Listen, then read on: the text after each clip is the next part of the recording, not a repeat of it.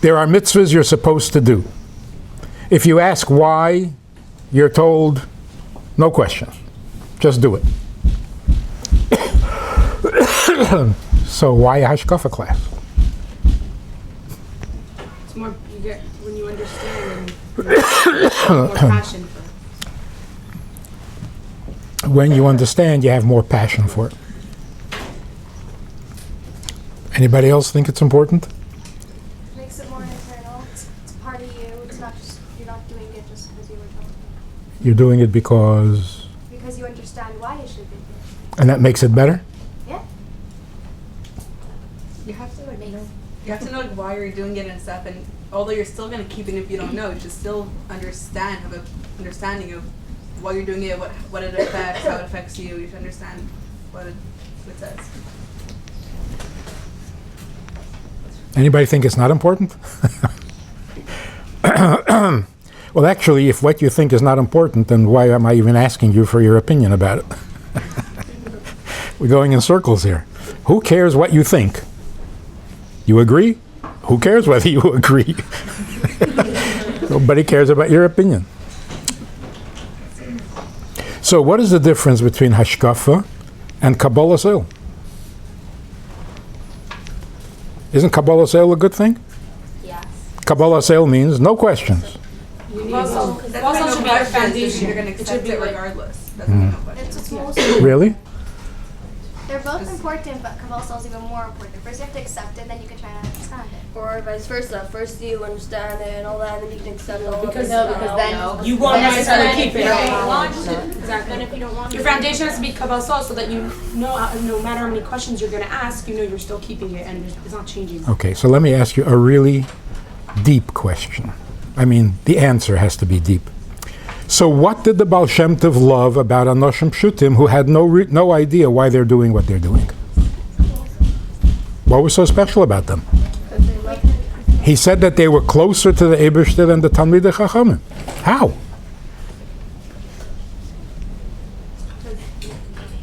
What's so good about Anoshim Pshutim? Because they didn't have like the meaningful feeling you get when you understand it, and they did it anyway. So not having a meaningful feeling is good. According to some people. We're talking about the Baal Shem Tov. Yeah. I guess it's different times. For them, since they were simple people, they didn't even understand, and it was so amazing that even if they didn't understand, they still kept the Shem Torah. But for our days, it's going to help if we understand, so we should. Let's use a human example. A wife says to her husband, I really don't like when you do that. He says, why? She says, I don't like it. He says, why? She tries to explain it, and he doesn't like the explanation. He said, that's stupid. Not your husband, somebody's husband. Then there's another husband whose wife says, I don't like that, and he says, well, then we'll never do that again. What is the difference between these two husbands, besides for the fact that one is nice and one is not? One wants reasoning and one doesn't need a reason. Why? Because his wife doesn't like it and he wants to do what she likes. So what motivates him and what motivates the other guy?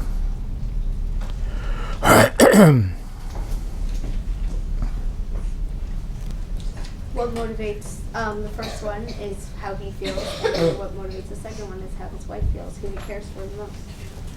Who they care Okay. for the most. Here's the secret. Hashkafa doesn't always mean why you do a mitzvah. The real hashkafa is, who are you doing it for? Not why or what. Who? Who is interested in this? Who cares? That's hashkafa. For example, the Mishnah says you shouldn't do the mitzvah for the reward, you should do it without a reward. Yes, you remember that Mishnah?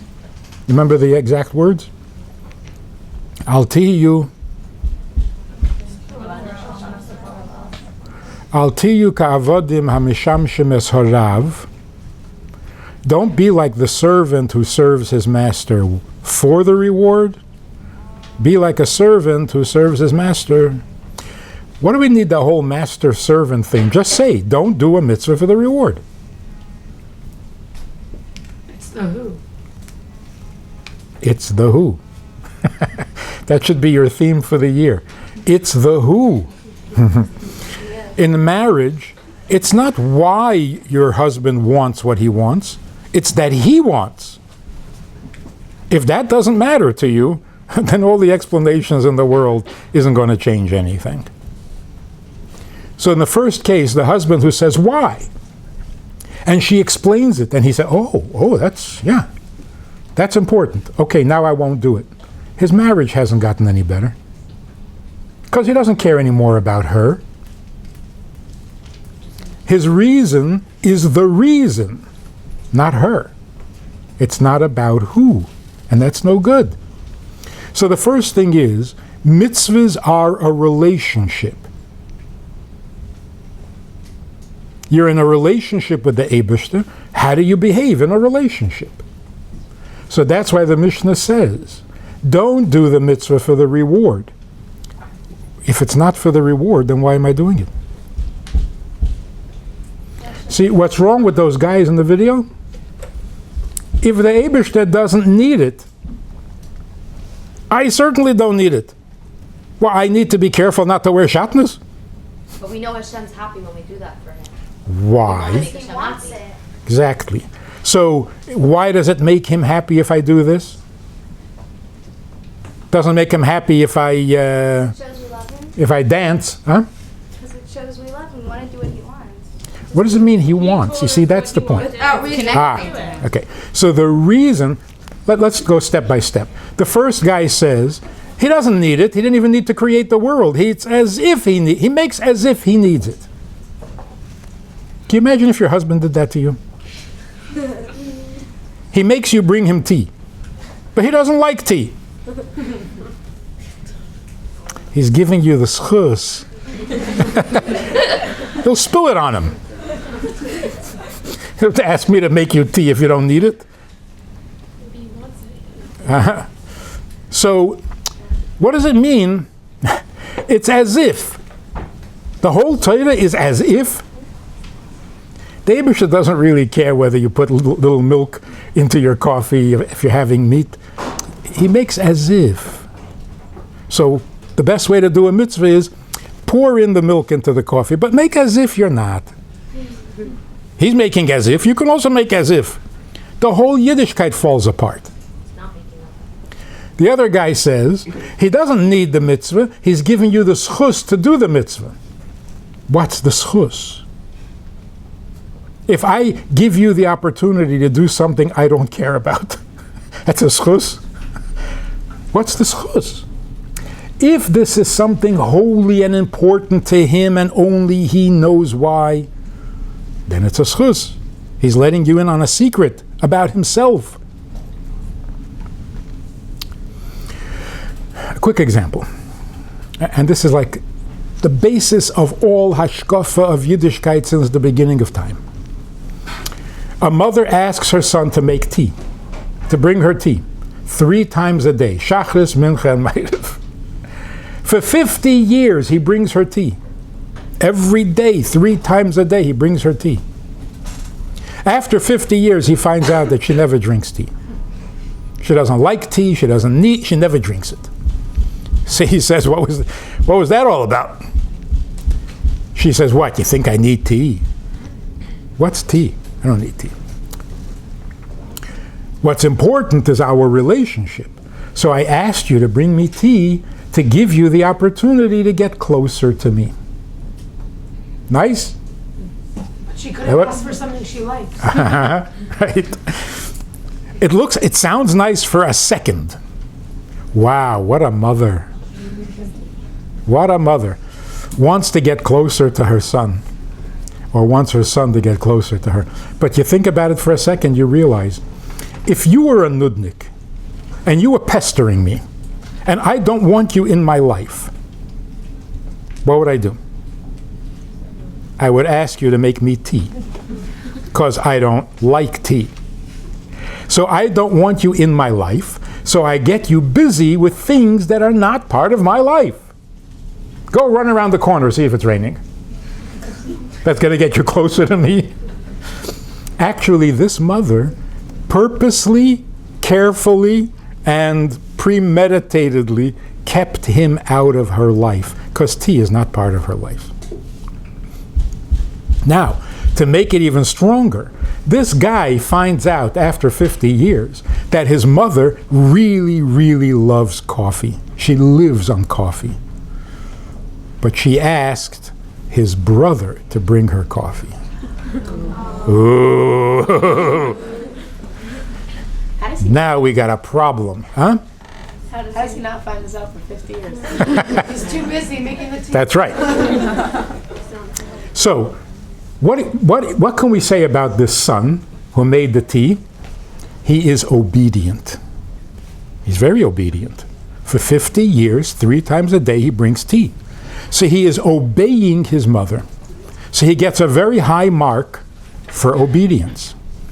But obedience is not closeness. On the contrary, who do you obey? Somebody you can't get close to. You obey a king, because he'll never be your friend. So you obey him. You obey the principle sometimes.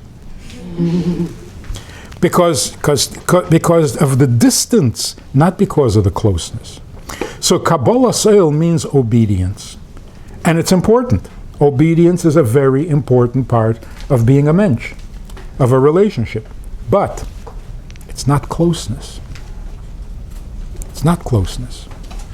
How would I get close to you? If I want to get close to you, what are the conditions? What are the rules? I send you flowers every day? You don't want my flowers. I follow you around wherever you go? That's called stalking. For that you get arrested. How do I get closer to you? Find out what you like.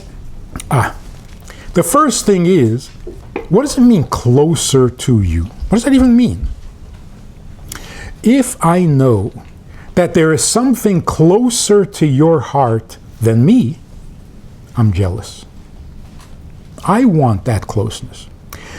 But if there's nothing closer to your heart, nothing, I am the closest thing to your heart, then I can't get any closer. I have nothing to be jealous of. So the first thing I have to find out, is there something more important to you than me? So if you want to get closer to the Eibishter, what's the first thing you need to know? You're the What's closest. the closest thing to his heart? What's more important to him than me? Then, if I find out what is most important to you, but you don't invite me, I can't get any closer. So I find out, for example, that you have a house, and it is the most precious thing in your life, your house, your place, but you don't invite me. Well, can't get any closer. What if the closest thing is far? Far from what? Like, the closest thing to that person's heart is far already. Far from Person. from which person? Meaning, Let's say you're saying the closest thing to my heart, you want to get to that Right. level, but let's say that level is not so close. Oh, Just the closest thing. then I'm very jealous. The further away it is, the more I want it. The harder it is to get. And the harder it is to get there. But I want it. I want it more than if it's easy. So yes, Torah, mitzvahs is very far. But that's what makes us want it more. But what does it mean very far? You need it so deeply that I can't even understand. Well, now I really want it, if it's that important to you. So what is a mitzvah? Tea or coffee? Coffee. Tea. It's tea. Because It's the tea. you have to start with Kabbalah. Shem doesn't look, it's a blend of both. So again, if the mitzvah is tea, then doing a mitzvah doesn't get me any closer to him. It's coffee. If the mitzvah is tea, then there's no schus to do it. What am I doing? Something I don't need, he doesn't need, nobody needs this. And I'm doing it for what? It's what she wants, not what she You're needs. listening. Okay, one second. We'll get to the difference between wanting and needing. Another thing. The other guy says he doesn't need any of the mitzvahs. He just wants to reward you. For doing what? We're getting rewarded for what? For doing something nobody needs? Yeah. That is so embarrassing. Well, yeah. You know that famous example about a guy who was working in the fields cutting wheat, and he was exhausted and was hot, he was tired, he was thirsty, so he complained. So the owner said, "Oh, fine, I don't want you to work so hard. Come in the house where it's cool and nice, have a drink and everything else, and then for a couple of hours just make with your hand as if you're cutting the wheat.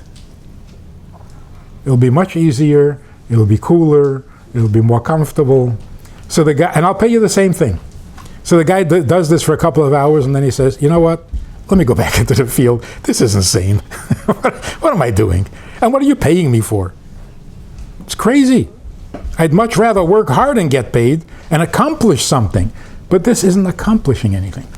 So if it's tea, and he gives us not only one mitzvah of tea, he gives us 613 different teas. And he doesn't need any of them. That's cruel. That's nasty. He creates us to make us do things that nobody needs. And then he pays us. This is perverted. It's sick. It's horrible. And yet these people are frum. And this is what they're thinking. Can you imagine how they treat their wives? No, I'm serious.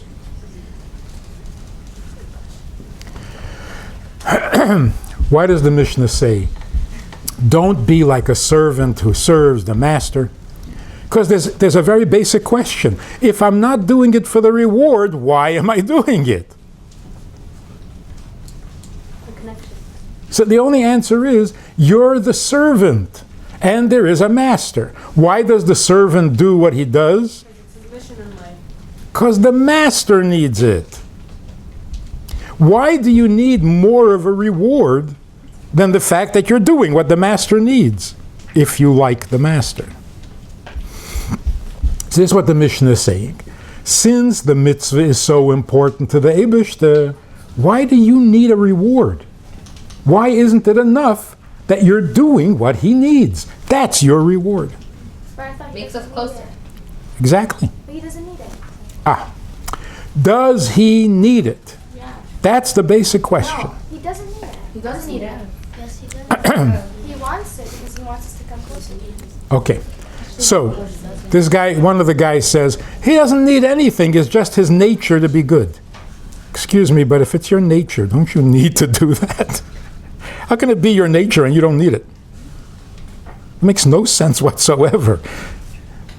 Not only does he need it, he always needed it because it's his nature. He doesn't need anything. Then what is his nature and why did he It's create? not about his nature. It's that he wants it. He placed loves the it. desire in himself. So what you're saying is, he doesn't need it, he wants it. Exactly. How much? But in a way, Hashem does need us. Once you're He needs something. There's a lack of something. but Hashem doesn't lack anything. Okay, The question is not. that's part of the problem. Part of the confusion about in these people, God is perfect. How can he need anything? It's not that he lacks anything. He placed it on himself. True. So it's not that you lack And something. actually, if you just take that placement off there, what happens? He could Okay. he could take the placement off. He could take the desire off. Here's the question. Here's the question. Number one, is there really a difference between wanting and needing? Yes. If you want something, does it mean you're lacking? No. Yes. No, you're not liking anything. You just want it. Yeah. What does that mean? If you want something, you can have it. It's not like If you want If something, you lack something, it doesn't mean you need it. no, but then you are. Just because you're lacking something doesn't mean you need it. If you're lacking a pair of shoes, doesn't mean you need the pair of shoes. but if you want something, that mean you're lacking? It means you're lacking, but it doesn't mean you need it. So if you're lacking it and you're perfect, The fact that you want it means you're It's liking not, but Hashem. That means opposite go back. okay, here, listen. Listen. First of all, the word want in English means lacking, right? Like wanting. The person was found wanting, meaning lacking. Now, in a mature person, a very mature person, whatever he needs, he wants. And he only wants what he needs. Only an immature person wants things that he doesn't even need. Like you take a child to a toy store, and he walks in, and the first thing he sees is, I need that. No, you don't. You don't need that. And you only want it because you saw it. So not only don't you need it, you don't even want it. Because if I asked you 5 minutes ago, you know what it is. You didn't know what it is. You don't even. So, in the Eibishter, certainly, if he wants it, then it's important. And if it's important, then he wants it. So there's very little difference between needing and wanting. The only reason people would rather say want is because then it sounds like it doesn't have to be. He wants it, but if you don't do it, it's also good. But if he needs it, then you got to do it. So we're a little bit afraid of saying that God needs the mitzvah, because that makes it very serious. But what becomes serious? The who. He really needs it. Well, now the who has become very important. If he doesn't really need it, then I got to convince myself that it's important, the mitzvah. And I can't convince myself. Because what's so terrible if I talk a little Lashon Hara? I can't convince myself that it's terrible, even after reading all the Musar books. Come on, I was just talking. Don't get so serious about nothing. But if it's him, that's a different story. That's what hashkafa means. Hashkafa means, do you realize who you're dealing with? Do you realize who you're hurting or whom you're pleasing when you do a mitzvah or you do an aveda? But how could you need something? Okay. Now, the question is, if God is really so perfect, why does he need anything? How can he need anything?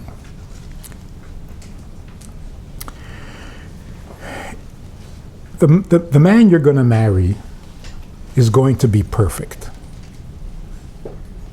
Right? Right. I mean, you're not going to marry him if he's not perfect. In our eyes, it's going to be perfect. He's perfect. No, you'll see his flaws, but you'll let him hear what you have. Oh, that's not very nice. That's not perfect. Well, you should So let me ask you this. Suppose there is a guy who is perfect. Why would he get married? Why would he get married? If he's already perfect, what's he getting married for? No one's perfect. So obviously he's not perfect. So you get married because you're not perfect. Yes? Because you need another partner in life. You can't just you can't have family yourself. You want to share, that's very good. You want to share what you have with someone else. How much do you have? Everything. If you're perfect, you have everything. You don't need someone else. If you're perfect, you have everything. Marriage means wanting to share what you have. So if you're perfect, you want to share your perfection with somebody else. You also want to grow from Does that make you imperfect? No. If you want to share everything you have, that means you're not perfect? What does it mean? That's one of your qualities of being perfect. It means not only are you perfect, you're even nice. That's one of the qualities. You want to share your perfection. You don't just want to share, you want to gain the other person too, but if you're perfect, you're not going to gain anything. Well, because you gain by sharing. But if But if you're you're perfect, gaining, you're not gaining anything because can't gain. everything is complete and whole. Okay, so let's try this. You're perfect, you know you can always gain more. Right.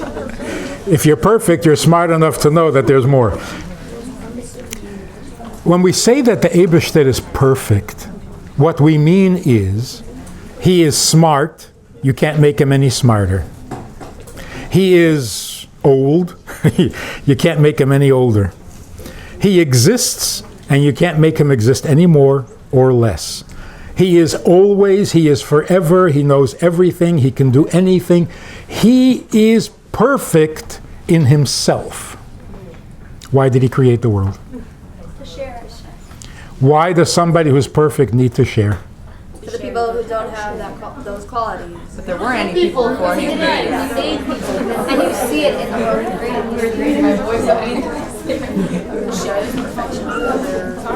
Other half.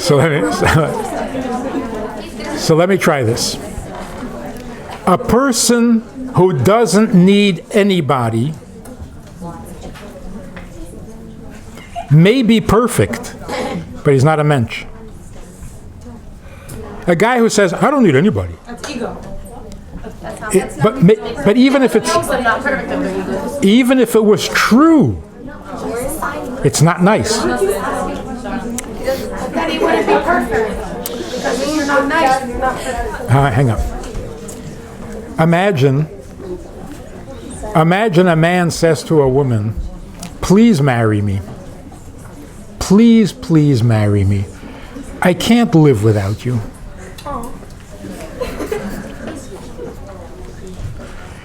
Should she marry him or should she run away? If she wants to marry him, You can't live without him. Uh-huh. he's a stranger, then don't marry him. He's a stranger now. If he's gonna help her, make her perfect too.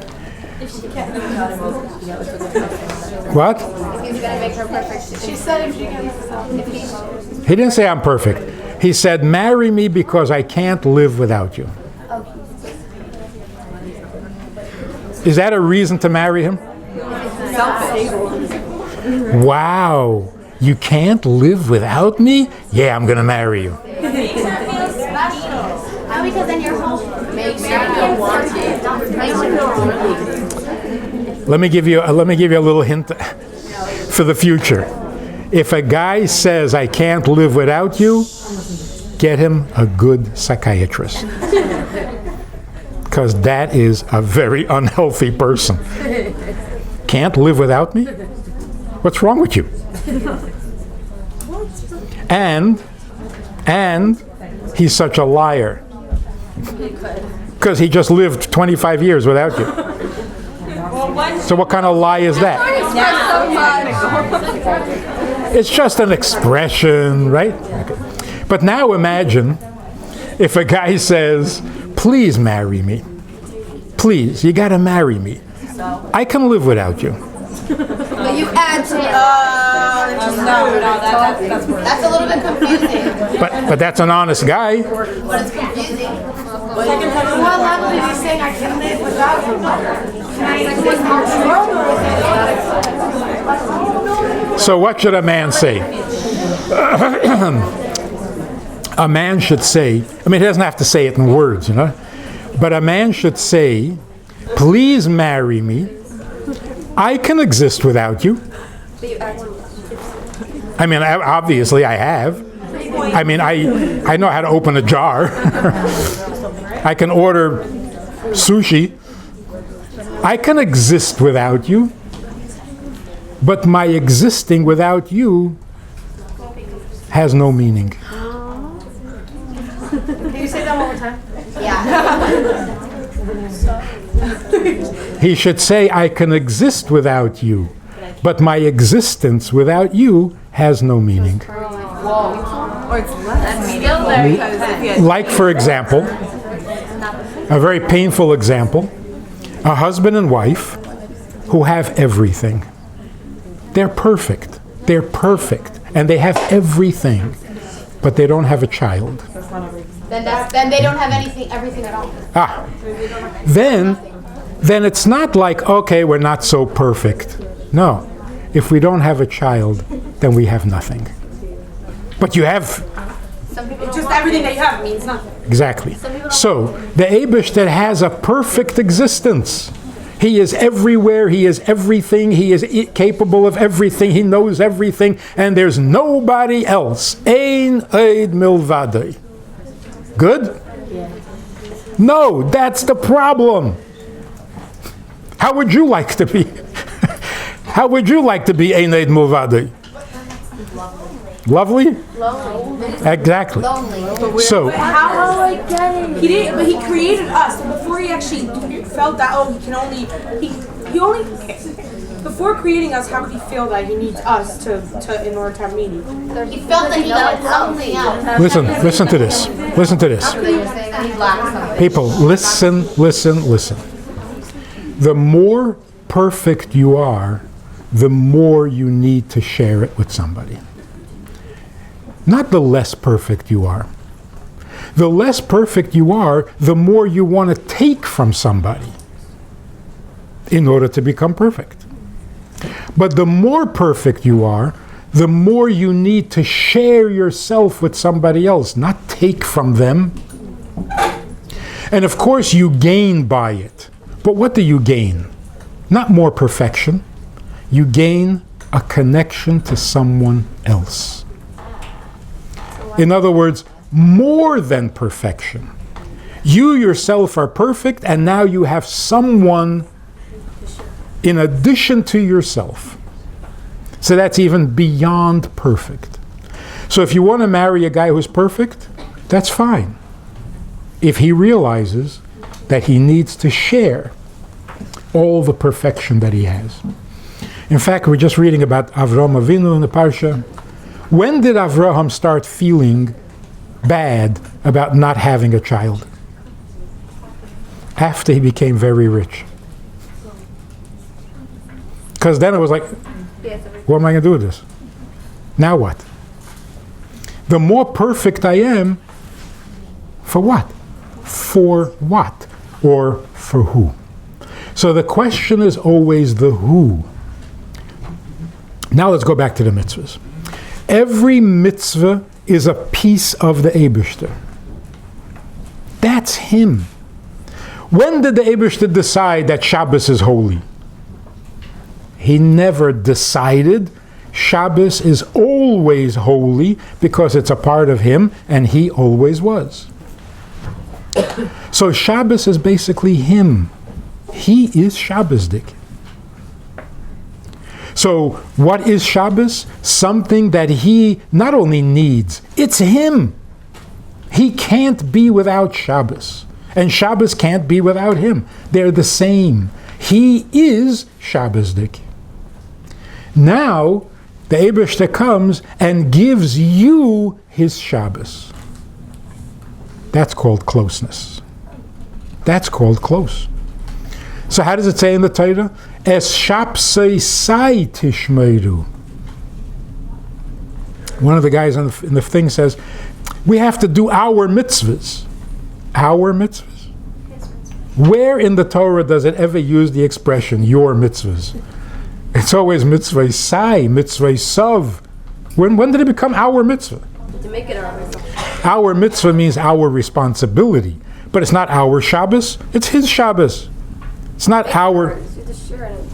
Right, right. Become part of his mitzvah. That's how you get closer to him. And that's why mitzvah means connection.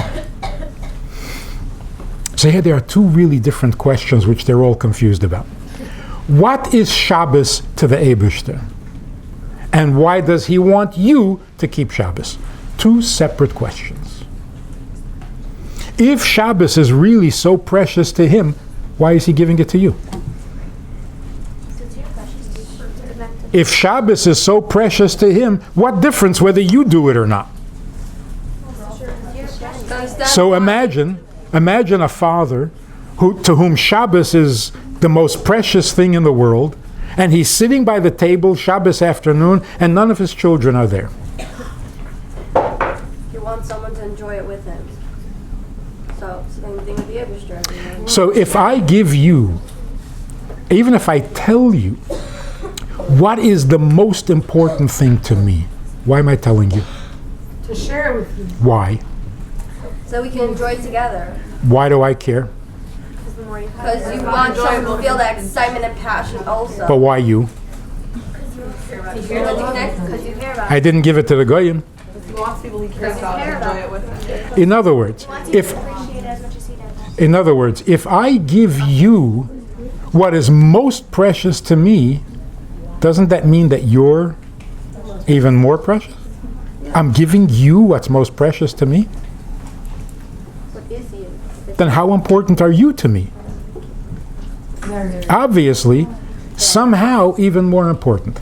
So here's something you got to figure out. Figure this thing out. Every mitzvah is part of the Eibishter. In Kabbalah it says that there are 613 parts to the body. There are 613 mitzvahs. Every mitzvah is like a limb of the Eibishter. It's him. Like your arm. Do you need your arm? Yes. No. Himself. Of course we need an arm. To him. It's a ridiculous question. No, you can exist without an arm. Exactly. You don't need it.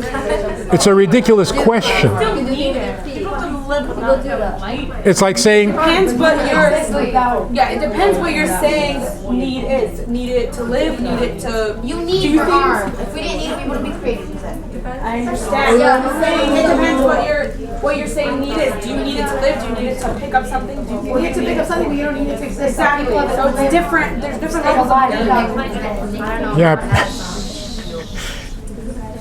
There's some joke about why you need a nose. What do you need a nose for? Because where are you going to put your glasses? It's a ridiculous question. If somebody says, "What do you need an arm for? To pick things up?" No. I need an arm because it's me. It's me. So it's a kind of a need that even goes beyond a purpose. I need an arm to be able to pick things up. No, I need an arm because it's me. Without my arm, I'm not me. I'm missing me. Not I'm missing the ability to pick things up. So every mitzvah is a piece of him. On the other hand, every Jew is a piece of him. So why do we need mitzvahs? If we're already a piece of him, then we're like the mitzvah. For more passion, even excitement. In fact, we're even greater than the mitzvah because he's giving his mitzvahs to us. So we're even closer to him. So the question is not, does he need a mitzvah? Of course he needs a mitzvah. The question is, do we need a mitzvah? Everything's him, he's giving himself. All Jews that need it means so that getting we can closer all to be him. united as But we're so close. We're a piece of him. You're saying that everything. You can be closer than a piece of him? You can enhance on that. See, that's why Hasidus goes into a whole explanation. Yerida Tzeirech Aliyah. What does the neshama need to get closer to the Eibishter? It can't get any closer. It is the closest thing. But when it comes down in the Yerida, and it is stuck with a body and with a nefesh habahamis and so on, now it needs a little help feeling connected, even though it's bahastada, even though it's low. So really we are higher than the mitzvah. We make the mitzvah greater, not the mitzvah makes us greater. But that's our neshama. But the yerida, being physical, being a nefesh habahamis, this needs help, and the mitzvah helps us. So it's like the princess who marries a peasant. And they go to live on the farm. And the peasant is very devoted to the princess. But he sees that she's not happy. So he thinks to himself, why is she not happy?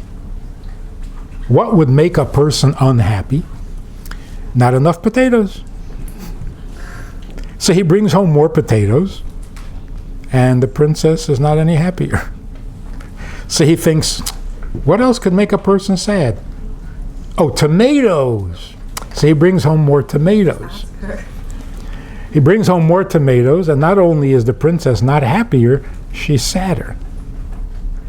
So he tries everything, and finally says to her, I give up. I don't understand. Why are you not happy? I've given you everything. So the princess says, you've given me everything a peasant needs, but I'm a princess. What I need, you don't even understand. So when you bring me potatoes and tomatoes, it really makes me sad because you don't even know. You have no idea what a princess needs. What does a princess need? The things that she is used to in the palace. So the neshama is the princess. And she comes down into a body. And the body is very devoted to the neshama. Because if the neshama is not happy, the body's not happy. But what does the body think the neshama wants or needs? More food, more money, more fame, more... And the more we try, the worse the neshama feels. Until finally somebody comes along and says, excuse me, but you're married to a princess, not to a peasant. So what does the princess's father do, knowing that she's going to marry a peasant? He sends with her little parts of the palace. So that even on the farm, even living with the peasant, she can feel a little bit like a princess. Those are the mitzvahs. The Eibishter gives us mitzvahs so that even in this world we can feel like a princess. Because the mitzvahs are him. And the mitzvahs don't come down. The mitzvah stays a mitzvah. Whereas our neshama comes down. It gets stuck and locked into a nefesh habahamis, into a body. So the mitzvah helps us feel free to be a princess. But the truth is that we do more for the mitzvah than the mitzvah does for us. And on the other hand, the Eibishter needs you much more than you need him. And this is another thing that's very important on the film. The Eibishter doesn't need anything. He didn't even need to create the world. Where's the seichel here? Right, he didn't need to create the world. Therefore, you come to the conclusion that he doesn't need anything. Wait a minute. He didn't need to create the world, but he created it. What does that tell you? It makes it even more important. He didn't need to create the world, and yet he created it, so there must be something very important going on, because just for the world, he doesn't need it. So if the Eibishter bothers creating the whole world, being mitzamtzem himself, hiding himself, denying himself, limiting himself, which he doesn't want to do, yet he does it just so that he can have you.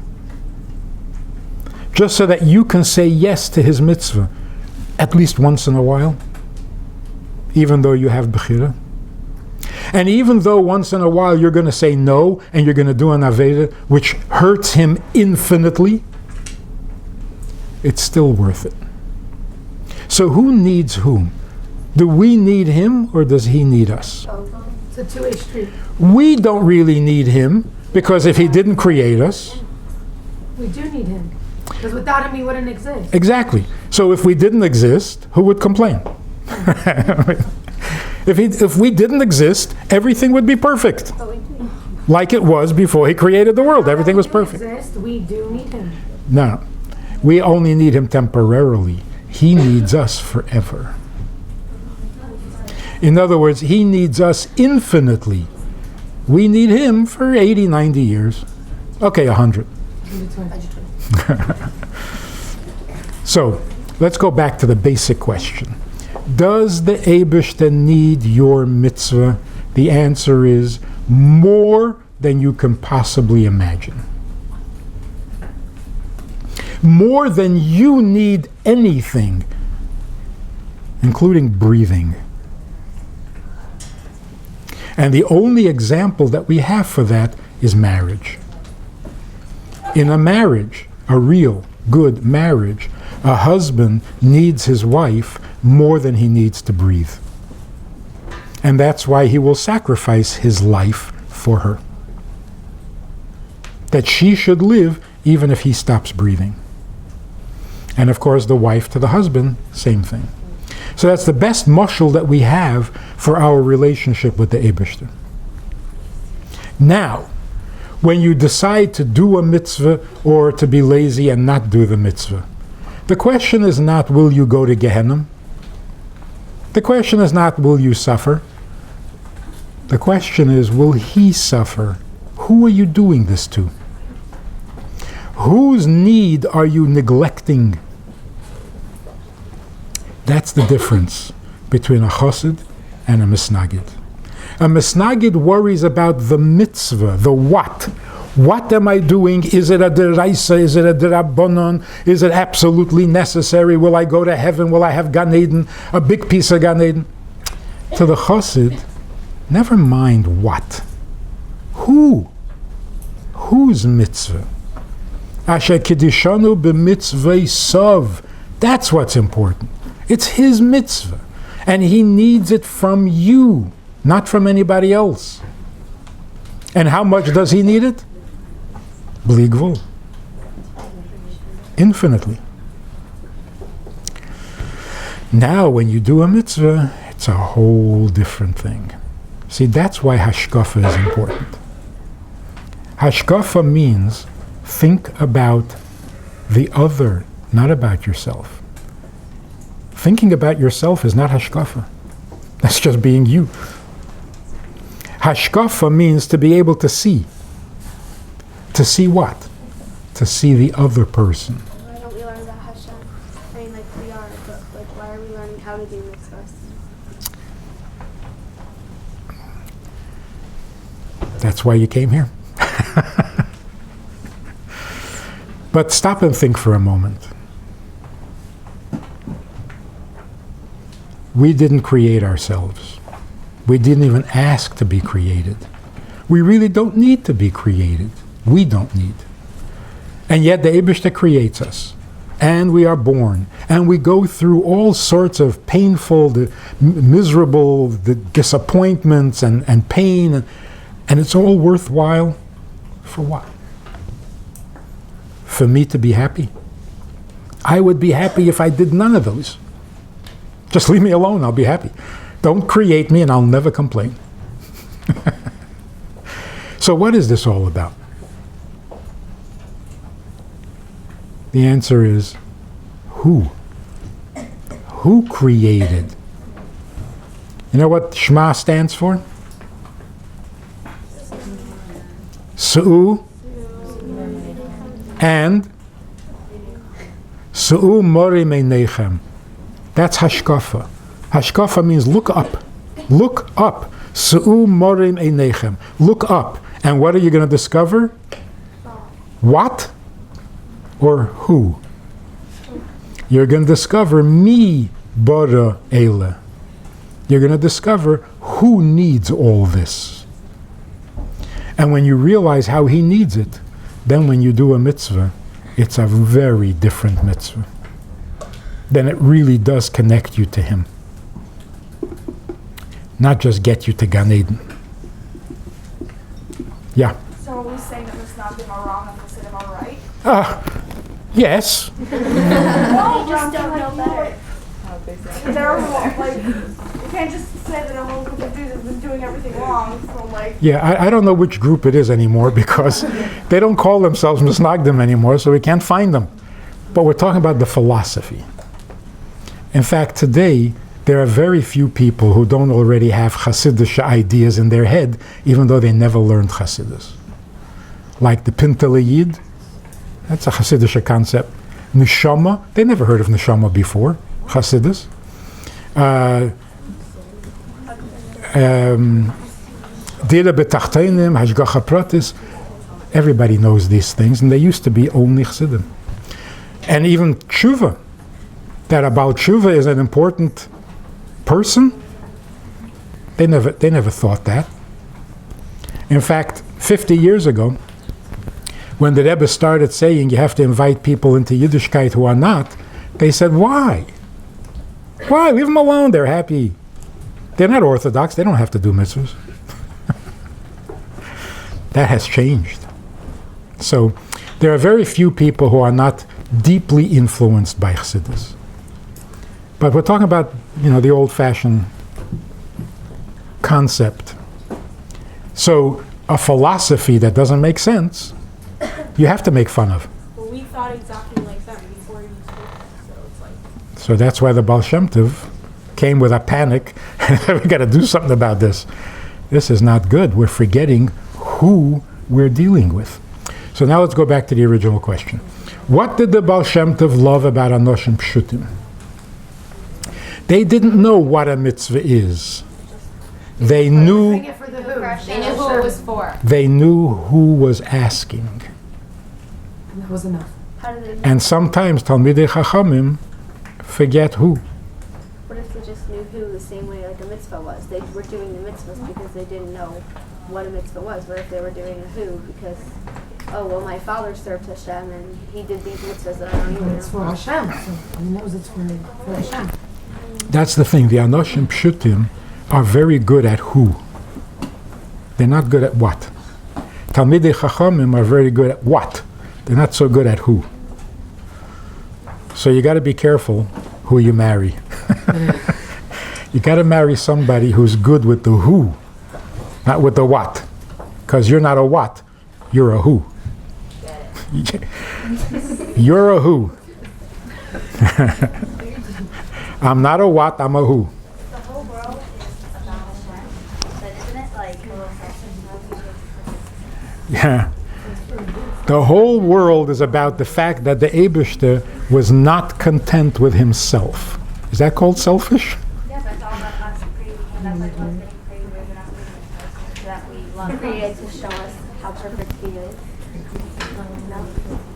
No, again, just like we do the mitzvah because of who, the Eibishter needs us to do the mitzvah because of who? Because he wants us.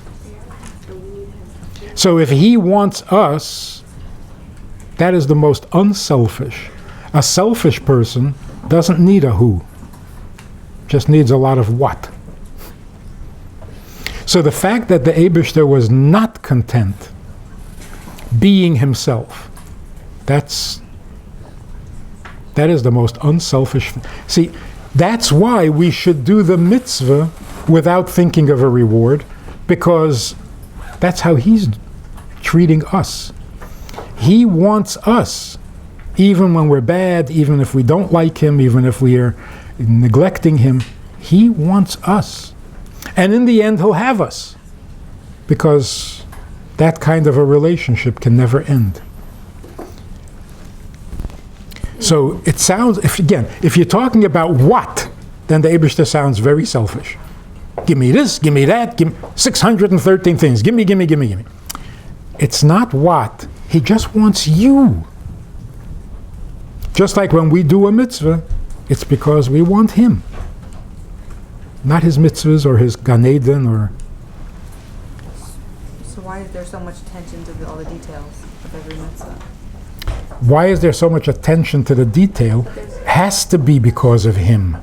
Otherwise, what do I care? You have to make an Erev. Oh, but the Erev has to be like this. What do you care? I don't care. I'm worried that he cares. Well, God wants. If it makes a difference to him, then every detail becomes... Like, for example, a father says about his daughter, if you harm a hair on her head, I'll kill you. Really, a hair? I'll give you a hair. I'll take one of hers and I'll give you one of mine. Is that okay? All of a sudden, a hair is important?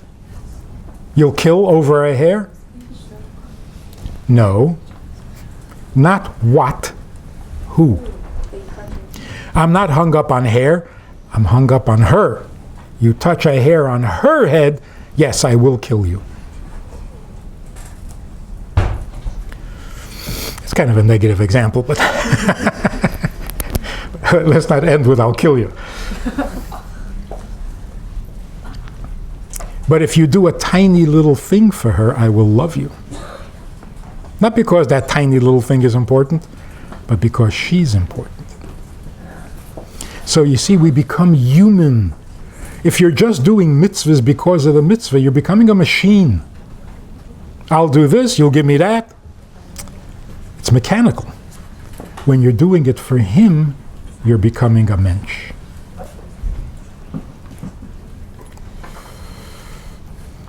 This explains another very important thing. How is it that when we're in trouble, we cry to him? David HaMelech in Tehillim, crying to the Eibishter.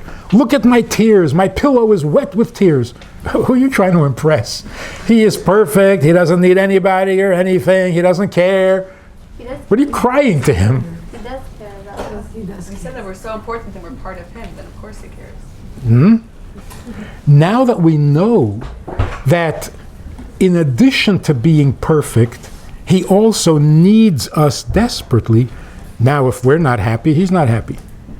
If we're crying, he cries. Then why does he make us cry? It's a good question. Why do bad things happen to good people? It's a good question. No one's perfect, so same thing. But there's no question that he cries. Because if he never cries, then why is David crying to him? Doesn't make any sense. If he doesn't have enemies that make him miserable, then why is David telling the Eibishter about his enemies who are making him miserable? Who are you talking to? You're talking to a perfect being who can't be bothered by anything? Then that's a Getchke, not an Eibishter.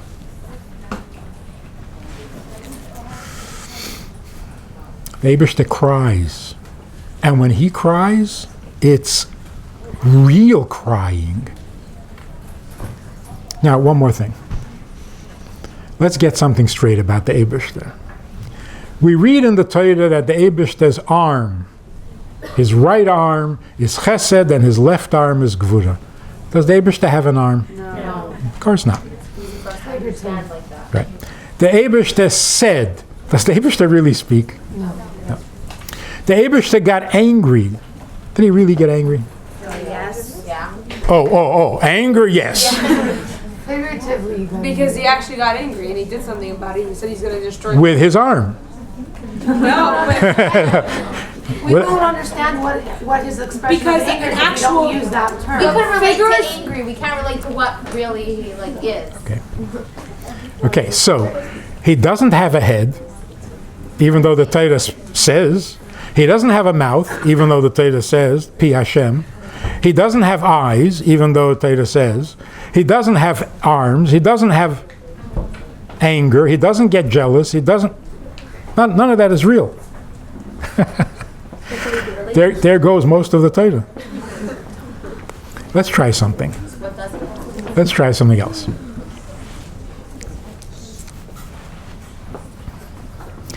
We were created b'tselem Elikim. Right? We were created in his image.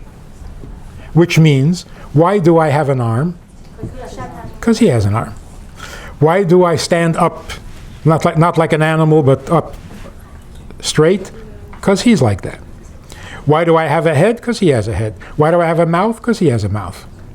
What did the Eibishter say when Moshe said, but I can't talk? What did the Eibishter say? who gives you words to bring? Who created mouths? What do you think? I got a problem with that? Where do you think you get a mouth from? So, the truth is that the reason we have an arm is because he has an arm. But wait a minute. Who has a real arm? Hashem. No, I'm just Hashem. Our arm is An image. Boiled down image of We have different arms. Russian. So my granddaughter is crying because the doll broke. The arm came off, which happens very often. So she's crying, the doll broke. So I said, oh, that must have hurt so much. So she starts to laugh. She says, it didn't hurt. I said, how can it not hurt? The arm came off. She said, it's not a real arm. I said, how do you know? She said, it's plastic. Or rubber, whatever she said. I said, oh, really? What was I thinking? You can't make a real arm out of plastic. A real arm has to have a bone. Oh, that's a real arm. It's not a real arm, it's a bone. Who has a real arm? The Eibishter has a real arm. That's why when he raises his arm, The sea splits. You try doing that. We don't have arms. With your arm. The Eibishter spoke. Oh, come on. He doesn't really speak. Oh, he doesn't really speak. You don't really. I really speak. That's ridiculous. He said, let there be. And there was. I say, let's do something, and nobody listens. I tell my children to be quiet. Nothing changes. So who really speaks? So now the question is, why does the Torah call the Eibishter's arm Yad Hashem and calls my arm Yad? Wait a minute. We could understand that Hashem's through what we have. In other words, because he does have an arm, it helps us understand a little bit when we call this an arm, which it really isn't. To us, it really is. Right, so what does it mean, don't take it literally? As yours. Don't take your arm literally. Don't make the Eibishter less and you more. So when we say Yad, it's only a mashal. Your arm is only a mashal. But it's a good mashal, because he does have an arm. But imagine he doesn't have an arm. But I tell you he does to help you understand. To help me understand what? You just lied to me. So does the Eibishter get angry? Yeah. Yes. He really... You mean like me? We don't get angry. Right. I just fall apart. He gets angry. Do I have needs or he has needs? He has the real need. He has the real need. I have not... Yeah, but it's just a mashal. Because my need may never happen. Maybe I don't even really need it. I only think I need it. His need is real. So here's a shift in the way we think. I mean, this is called hashkafa. When did we become more real than him? That's terrible. So now, the Eibishter has an arm. Literally? Yes. I mean, really? Yes. A true arm? Yes. You mean like mine? No. Right? No, not like yours. Did you miss the word true? Real? So now, we know where we are with the Eibishter. And that's why people say, oh, he doesn't have needs. Humans have needs. Excuse me. We have something he doesn't have? He made us. He can't have something he doesn't. He has even more than us. Mine is just like... So when somebody hurts us, it hurts. We have pain. Does he? Yes. Yeah. Infinitely more. But it's not him. What's not him? If we're a part of him, if your hand hurts, you feel it. Even. So one final word. Somebody said to me, if you do a certain whatever, it picked some kind of if you do this and this Aveda, will they wish to send you to Gehenna? That's why I realized that we're so confused. What does it mean, send you to Gehenna? Send you? If you go to Gehenna, he has to go with you. He's putting himself. You're hurting him. So what does it mean, send you? Maybe she can send you someplace where he's not? Is there a place where he's not? No. So what does it mean, send you to Gehenna? We're not worried what's going to happen to us. We're worried what we're doing to the Eibishter. So it hurts him just like it hurts us? Much, much more. Because he's so much more sensitive. But he's actually doing it. Yeah, he's the one who's Okay, causing that. He's the so one who's causing everything. You're causing. so this makes it even more Hashem's causing it. this makes it even more painful. He doesn't want you to go to Gehenna, and yet he has to go with you. But he did it. He doesn't have to send you. It's a mitzvah. It's like when the king, when David HaMelech sent Jews to war, to fight a war. He hated it. He hated it because somebody can get hurt. They didn't have control if the war happens or not. So why did he send them to war? Yeah, but you control it. If you do, But what if Hashem didn't have to make it that way. Why did he send them to war? then the world would be perfect. Because of, So Hashem couldn't make it. There would have been no. hang on, because of a kavanah, not because he likes it. You have to go to war if there's an enemy. And if there's an enemy, you could get hurt. Nobody likes that. But when they come home from the war, then it's the king's personal celebration. Because this he wants. He doesn't want war. It's necessary. He doesn't like it. In order to fix the world, to make a dira b'tachtenim, to turn the darkness into light, and to turn the ra into toiv, you got to do some things that he doesn't like. And the more we do Avedis, the more you're forcing him to do things he doesn't like. So now, when we say, we want Mashiach now, we want Mashiach? Well, we want, but Hashem infinitely more so. The Eibishter wants Mashiach desperately, but he needs us to want it too. He wants Mashiach so much, why didn't he make Mashiach in the first place? Because it was necessary that we had to go through this. What is the answer? Why? What is the answer? The answer is, I want to marry you very badly, but I can't do it until you say yes. Otherwise, it's not marriage, it's kidnapping. So the Eibishter wants it. There's somebody, the Rebbe said to somebody in Yechidus, you should set some time aside to learn. So he said, Im Yirtzeh Hashem. So the Rebbe said, Im Yirtzeh Hashem? The Eibishter certainly wants. The question is, do you want? So the Eibishter wants Mashiach much more than we. Well, then he would have brought it. But he can't without us. Well, we're trying. In other words, Put that limit on himself. How much does he want us to try? he can't bring Mashiach despite us. Because what's the point? Mashiach will come and we'll continue to argue and fight with him. Create us. Then why does it say that we're going to be By at his such a time bad will level when change. Mashiach comes? According to one opinion, and the other opinion is the opposite. So I It's going to be both. We'll be the best and the worst. And that kind of describes us pretty good. We are the worst and we are the best. How is the best? We are the best because we may not want Mashiach desperately, but we know how much we need him. We admit that we need Mashiach. In Eretz Yisrael, for example, they always thought a new election, a new army chief, now we know. None of that is going to solve our problem. We really need Mashiach. So we're the closest, and yet we're the worst because we're not so holy.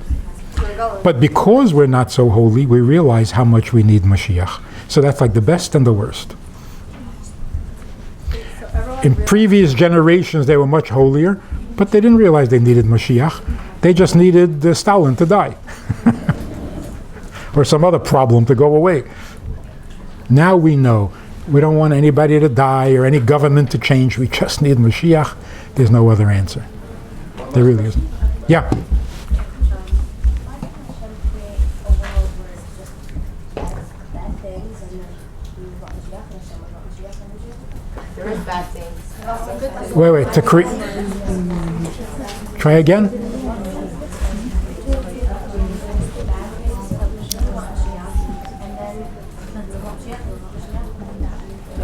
What do you mean? The world, he did create the world with bad No, but you're saying Mashiach would actually come. We need the mitzvahs. Why would Mashiach come if he just wanted them? That's not how Mashiach That humanity. It's a good question. It's also a good question. Why did he give us Bechira? Don't give us Bechira. You know we're going to mess up. Wouldn't it be better if he didn't give us Bechira and we just did mitzvahs? Well, it's not really. Well, the whole point of it is first He planned it. Okay. People, All that hard work leading up to it. one question. I learned that you are not supposed to tell someone about a mitzvah if you're not sure that they will keep it. So, how do we do mivtzayim? This statement, better not to tell someone, because once you tell them, then they're going to be doing it b'mezid, which is worse. Right now they're doing it b'shegig. So first of all, just telling somebody doesn't make it mezid. You come to some guy off the street who doesn't know anything, and you say, you're not allowed to work on Shabbos. Oh, now he knows. He doesn't know anything. He doesn't know what you said. So that doesn't apply today with such ignorance. Secondly, it only applies to a mitzvah d'Rabbanon. When the Rabbanon made a mitzvah, they made the condition, don't tell people if they're not ready to do it. But a mitzvah d'Oraisa, you can't tell somebody not to kill. Right, because everything was given out Hasina. You can't tell somebody not to murder, because then if he does it, it'll be b'mezid. So, lulav and esrog, tefillin, tzedakah, these are not negotiable things, so you can tell people. In fact, you must, out of Avos Yisrael.